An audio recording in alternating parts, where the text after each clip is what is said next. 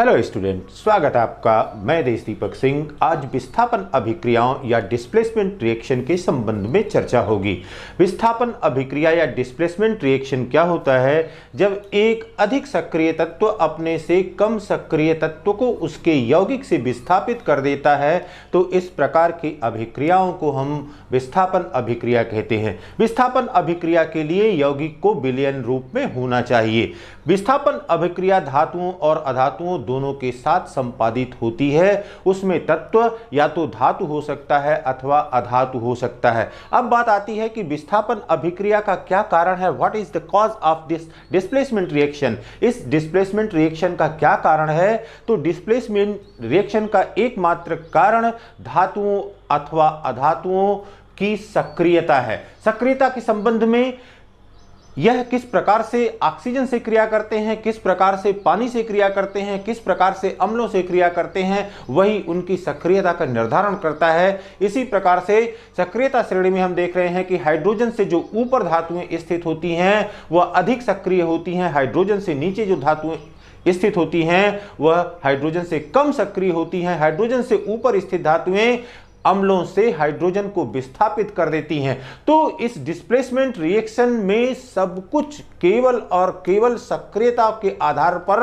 व्याख्यायित किया जाएगा, एक्सप्लेन किया जाएगा। यहां पर कुछ अन्य समीकरणों के संबंध में चर्चा कर रहे हैं। जैसे सिल्वर नाइट्रेट का विलयन अगर आपने लिया है, इस सिल्वर नाइट्रेट के विलयन में यदि कॉपर डालते हैं तो आप देखें कि कॉपर यह सक्रियता श्रेणी में ऊपर है, सिल्वर सक्रियता श्रेणी में नीचे है। तो इस सिल्वर नाइट्रेट के विलयन से कॉपर सिल्वर को विस्थापित कर दे रहा है और यह कॉपर नाइट्रेट बना ले रहा है और सिल्वर यहां पर विस्थापित हो जा रहा है। इसी प्रकार से दूसरे समीकरण में यहां पर देखिए कि यदि मैग्नीशियम कॉपर सल्फेट के विलयन से अभिक्रिया करता है, कॉपर सल्फेट यौगिक के रूप में लिया गया है और उसका विलयन प्राप्त किए हैं, मैग्नीशियम के साथ यदि अभिक्रिया कराते हैं तो मैग्नीशियम के साथ अभिक्रिया कराने पर मैग्नीशियम अधिक सक्रिय धातु है in comparison to the copper. Copper की तुलना में अधिक सक्रिय होने के कारण इस कॉपर को मैग्नीशियम विस्थापित कर देगा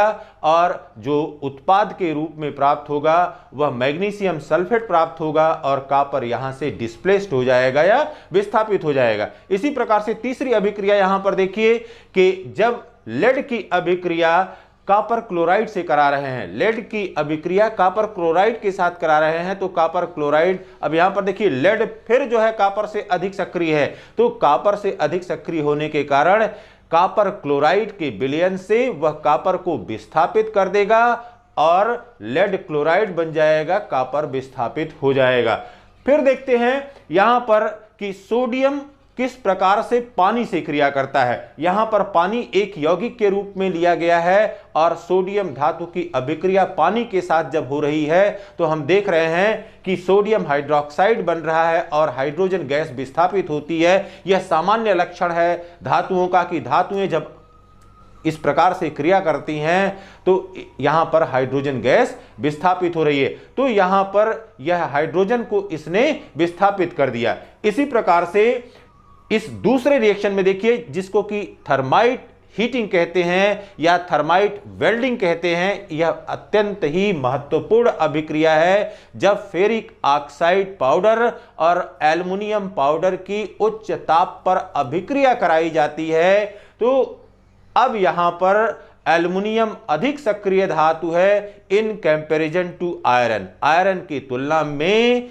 एल्युमिनियम अधिक सक्रिय धातु है, इसलिए इस फेरिक ऑक्साइड से इस आयरन को या Fe को यह विस्थापित कर देगा, एल्युमिनियम ऑक्साइड प्राप्त हो जाएगा और यहां पर जो आयरन मिलेगा वह मोल्टेन स्टेट में मिलेगा या गलित अवस्था में मिलेगा। इस प्रकार से जो आयरन गलित अवस्था में प्राप्त होता है उस गलित आयरन का उपयोग मशीनों के टूट फूट की मरम्मत करने के लिए किया जाता है, रेल की पटरियों को जोड़ने में इसका उपयोग किया जाता है। अब जिस प्रकार से धातुओं में डिस्प्लेसमेंट रिएक्शन होता है या धातुएं विस्थापन अभिक्रिया प्रदर्शित करती हैं, उसी प्रकार से अधातुएं भी विस्थापन अभिक्रिया को प्रदर्शित करती हैं। इसके संबंध में आपको बताया था कि जिस प्रकार से धातुओं की सक्रियता श्रेणी होती है उसी प्रकार से अधातुओं की भी सक्रियता श्रेणी होती है। अब उसमें फ्लोरीन की सक्रियता सबसे अधिक होती है और आयोडीन की सक्रियता सबसे कम होती है।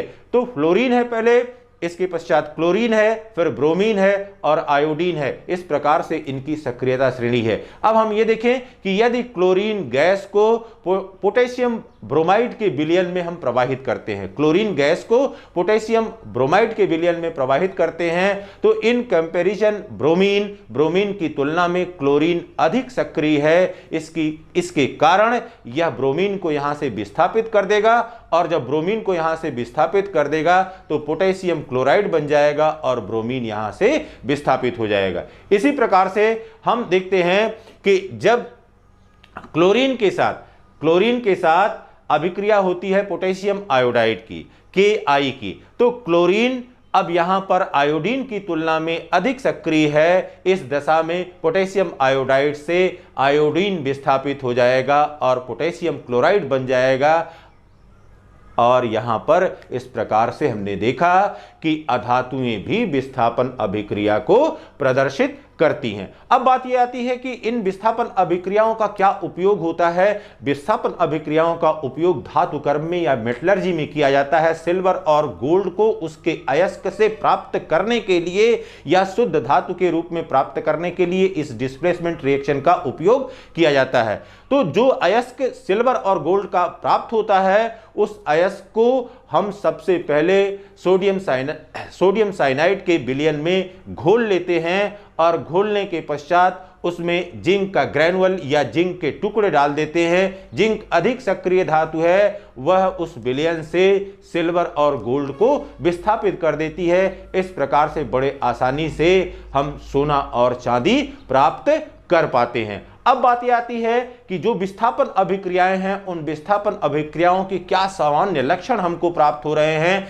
जितनी भी विस्थापन अभिक्रियाएं हैं वो समस्त विस्थापन अभिक्रियाएं एक्सोथर्मिक रिएक्शन होती हैं या उष्माक्षेपी अभिक्रियाएं होती हैं। उष्माक्षेपी अभिक्रियाओं में उष्मा बाहर निकलती है। जिस भी बर्तन में कॉपर सल्फेट लिया है आपने, अगर उसमें आप जिंक ग्रैनुअल मिलाते हैं या जिंक के टुकड़े मिलाते हैं अथवा उसमें आयरन की नेल मिलाते हैं, अगर उसके टेम्परेचर को माप करके देखेंगे तो उसका टेम्परेचर आपको बढ़ा हुआ मिलेगा। इस प्रकार की रासायनिक अभिक्रियाओं को उष्माक्षेपी अभिक्रिया कहते हैं। दूसरी बात यहां पर समझ में आ रही है कि इस विस्थापन अभिक्रिया में केवल एक तत्व दूसरे तत्व को विस्थापित कर रहा है। इसका मतलब हुआ कि there is displacement of one element only, एक ही तत्व का विस्थापन हो रहा है। इसलिए इस प्रकार की अभिक्रियाओं को एकल विस्थापन अभिक्रिया कहते हैं या सिंगल डिस्प्लेसमेंट रिएक्शन कहते हैं। Have a nice day.